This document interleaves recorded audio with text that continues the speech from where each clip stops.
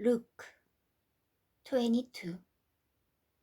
Judas agreed to betray Jesus. Now the feast of unleavened bread, called the Passover, was approaching, and the chief priests and the teachers of the law were looking for some way to get rid of Jesus, for they were afraid of the people. Then Satan entered Judas, called Iscariot, one of the 12.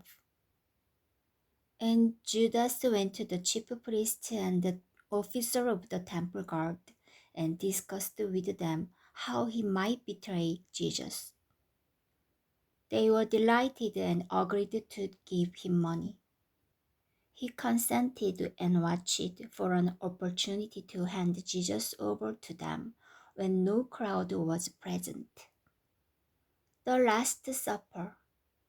Then came the day of unleavened bread, on which the Passover lamb had to be sacrificed. Jesus sent Peter and John, saying, "Go and make preparations for us to eat the Passover." "Where do you want us to prepare for it?" they asked. He replied, "As you enter the city, a man carrying a jar of water will meet you. Follow him to the house that he enters and say to the owners of the house, 'The teacher asks, where is the guest room where I may eat the Passover with my disciples?' He will show you a large upper room, all furnished. Make preparations there." They left and found things just as Jesus had told them. So they prepared the Passover. When the hour came, Jesus and his apostles reclined at the table, and he said to them, "I have eagerly desired to eat this Passover with you before I suffer. For I tell you, I will not eat it again until it finds fulfillment in the kingdom of God." After taking the cup, he gave thanks and said, "Take this and divide it among you. For I tell you, I will not drink again of the fruit of the vine until the kingdom of God comes." And he took bread, gave thanks, and broke it, and gave it to them, saying, "This is my body given for you. Do this in remembrance of me." In the same way, after the supper, he took the cup, saying, "This cup is the new covenant in my blood, which is poured out for you. But the hand of him who is going to betray me is with mine on the table. The Son of Man will go as it has been decreed, but woe to the man who betrays him." They began to question among themselves which of man it might be who would do this. Also dispute arose among them as to which of them was considered to be greatest. Jesus said to them, "The kings of the Gentiles lord it over them, and those who exercise authority over them call themselves benefactors. But you are not to be like that. Instead, the greatest among you should be like the youngest, and the one who rules like the one who serves. For who is greater, the one who is at the table or the one who serves? Is it not the one who is at the table? But I am among you as one who serves. You are those who have stood by me in my trials, and I confer on you a kingdom, just as my Father conferred one on me, so that you may eat and drink at my table in my kingdom and sit on thrones, judging the 12 tribes of Israel. Simon, Simon, Satan has asked to sift you as wheat, but I have prayed for you, Simon, that your faith may not fail, and when you have turned back, strengthen your brothers. But he replied, "Lord, I am ready to go with you to prison and to death."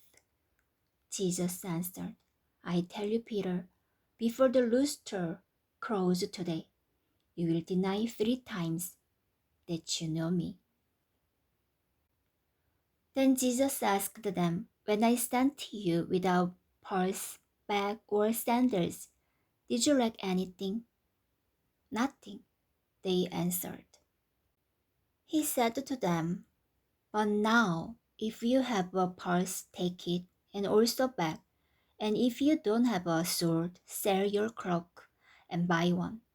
It is written, 'And he was numbered with the transgressors.' And I tell you that this must be fulfilled in me. Yes, what is written about me is reaching its fulfillment." The disciples said, "See, Lord, here are 2 swords." "That is enough," he replied. Jesus prays on the Mount of Olives. Jesus went out as usual to the Mount of Olives, and his disciples followed him. On reaching the place, he said to them, "Pray that you will not fall into temptation." He withdrew about the stones, threw beyond them, knelt down and prayed, "Father, if you are willing, take this cup from me, yet not my will, but yours be done." An angel from heaven appeared to him and strengthened him. And being in anguish, he prayed more earnestly, and his sweat was like drops of blood falling to the ground. When he rose from prayer and went back to the disciples, he found them asleep, exhausted from sorrow. "Why are you sleeping?" he asked them. "Get up and pray, so that you will not fall into temptation." Jesus arrested. While he was still speaking, a crowd came up, and the man who was called Judas, one of the 12, was leading them. He approached Jesus to kiss him, but Jesus asked him, "Judas, are you betraying the Son of Man with a kiss?" When Jesus' followers saw what was going to happen, they said, "Lord, should we strike with our swords?"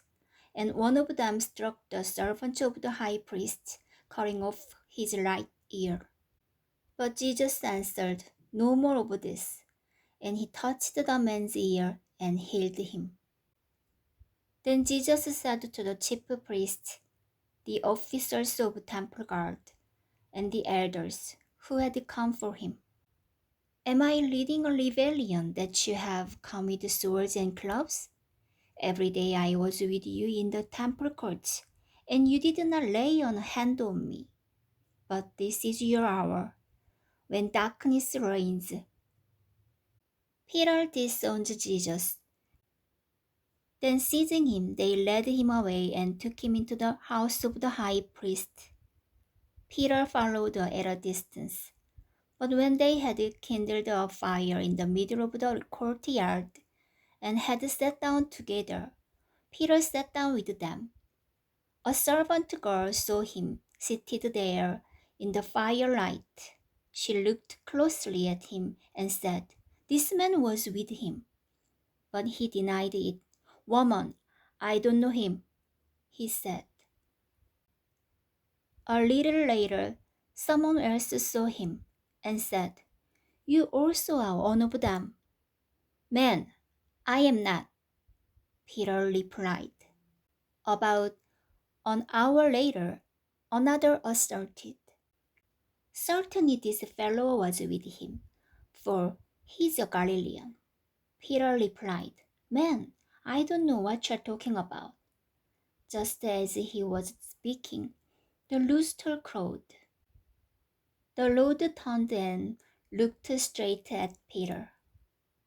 Then Peter remembered the word the Lord had spoken to him. "Before the rooster crows today, you will disown me 3 times."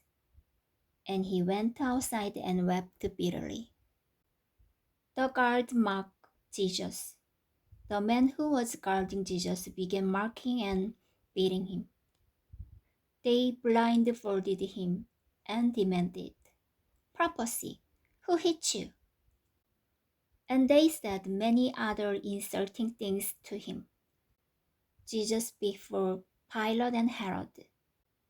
At daybreak, the council of the elders of the people, both the chief priests and teachers of the law, met together, and Jesus was led before them.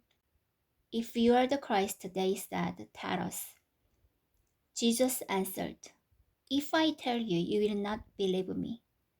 And if I asked you, you would not answer. But from now on, the Son of Man will be seated at the right hand of the mighty God." They all asked, "Are you then the Son of God?" He replied, "You are right in saying I am." Then they said, "Why do we need any more testimony? We have heard it from his own lips."